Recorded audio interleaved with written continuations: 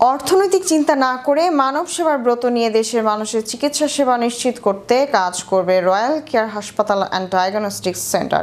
এমনটাই জানালেন লোহাগাড়া উপজেলা পরিষদের সাবেক চেয়ারম্যান ফরিদ উদ্দিন খান।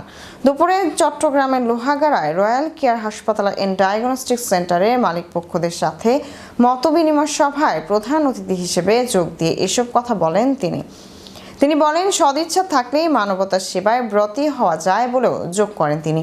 সমাজসেবক এম এ কাশিমের সভাপতিত্বে doctor Rafiq Uddin Akash, doctor Salman Rahman, engineer Ammar, engineer Khurshed Alam, Nurul Mohammad, Nurul Afsar, Jamal Uddin, S M Zakaria সহ অনেকে উপস্থিত ছিলেন।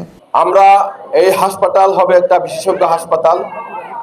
এই হাসপাতালে এমন কিছু বিভাগ থাকবে যে বিভাগ লোহাগাড়ায় নাই, হয়তো চট্টগ্রামে আছে কিংবা ঢাকায় আছে, যাতে একজন রোগী তার অতীব প্রয়োজনীয় মুহূর্তে এই হাসপাতালে ট্রিটমেন্ট নিতে পারে, সেটা আমাদের প্রথম টার্গেট।